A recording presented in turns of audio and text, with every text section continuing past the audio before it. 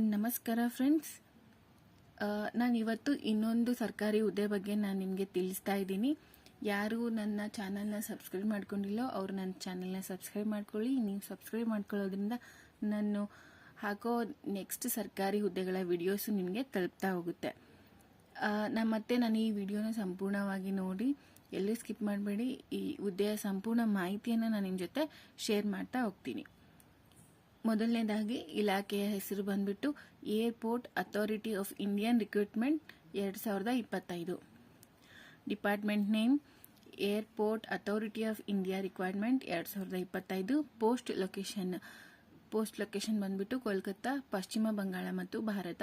Salary per month ಸಂಬಳ ಬಂದ್ಬಿಟ್ಟು 9,000ದಿಂದ 15,000 ತನಕ ಇದೆ.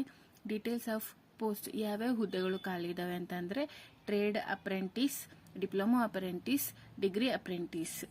ಮತ್ತೆ age limit to apply for this job, ವಯೋಮಿತಿ ಏನಿರಬೇಕು ಅಂದ್ರೆ ಭಾರತೀಯ ವಿಮಾನ ನಿಲ್ದಾಣ ಪ್ರಾಧಿಕಾರ ಸಂಸ್ಥೆ ಪ್ರಕಾರ ವಿದ್ಯಾರ್ಥಿಗಳು ಅರ್ಜಿ ಸಲ್ಲಿಸುವ ಕೊನೆಯ ದಿನಾಂಕ ಅಂದರೆ 30 ಡಿಸೆಂಬರ್ 2024 ಒಳಗಾಗಿ ವಿದ್ಯಾರ್ಥಿಗಳಿಗೆ ಕನಿಷ್ಠ 18 ವರ್ಷ ಆಗಿರಬೇಕು ಮತ್ತು ಗರಿಷ್ಠ 26 ವರ್ಷ ಮುಗಿದಿರಬಾರದು. 18ರಿಂದ 26 ವರ್ಷದ ಒಳಗಿರೋ ಅಭ್ಯರ್ಥಿಗಳು, ಇಚ್ಛಿಸುವ ಅಭ್ಯರ್ಥಿಗಳು ಈ ಹುದ್ದೆಗಳಿಗೆ ಅರ್ಜಿಯನ್ನು ಸಲ್ಲಿಸಬಹುದಾಗಿದೆ.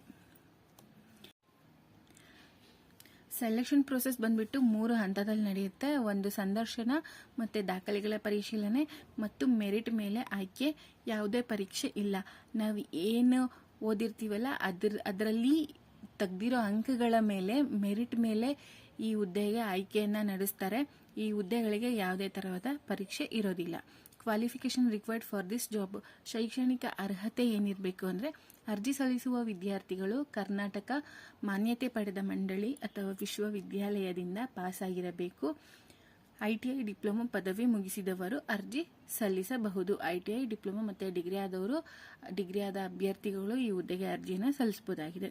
ಅಪ್ಲಿಕೇಶನ್ ಫೀ, ಭಾರತೀಯ ವಿಮಾನ ನಿಲ್ದಾಣ ನೇಮಕಾತಿ ಪ್ರಕಾರ ಯಾವುದೇ ವರ್ಗದ ಅಭ್ಯರ್ಥಿಗಳಿಗೆ ಅರ್ಜಿ ಶುಲ್ಕ ಇರುವುದಿಲ್ಲ. ಯಾವುದೇ ಅಭ್ಯರ್ಥಿ ಆಗಿದ್ರು, SC ST ಆಗಿರ್ಬೋದು, OBC ಆಗಿರ್ಬೋದು, ಜನರಲ್ ಆಗಿರ್ಬೋದು, ಫಿಸಿಕಲಿ ಹ್ಯಾಂಡಿಕ್ಯಾಪ್ಟ್ ಆಗಿರ್ಬೋದು, ಯಾರಿಗೂ ಕೂಡ ಈ ಅರ್ಜಿ ಶುಲ್ಕ ಇರೋದಿಲ್ಲ ಈ ಹುದ್ದೆಗೆ.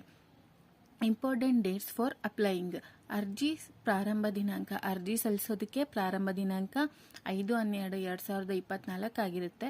ಮತ್ತೆ ಅರ್ಜಿ ಸಲ್ಲಿಸಲು ಕೊನೆಯ ದಿನಾಂಕ 31/12/2024 ಆಗಿರುತ್ತೆ. ಡಿಸೆಂಬರ್ 31 ತನಕನೂ ನಾವು ಅರ್ಜಿಯನ್ನ ಸಲ್ಲಿಸಬಹುದಾಗಿದೆ. ಅರ್ಜಿಯ ವಿಧಾನ ಆನ್ಲೈನ್ ಮುಖಾಂತರ ನಾವು ಈ ಅರ್ಜಿಯನ್ನ ಸಲ್ಲಿಸಬೇಕಾಗುತ್ತೆ. How to apply for this job, ಈ ಹುದ್ದೆಗಳಿಗೆ ನಾವು ಯಾವ ತರ ಅರ್ಜಿನ ಸಲ್ಲಿಸಬಹುದು ಅಂತ ಅಂದ್ರೆ ಫಸ್ಟ್ ರಿಜಿಸ್ಟರ್ ಆಗಬೇಕಾಗುತ್ತೆ.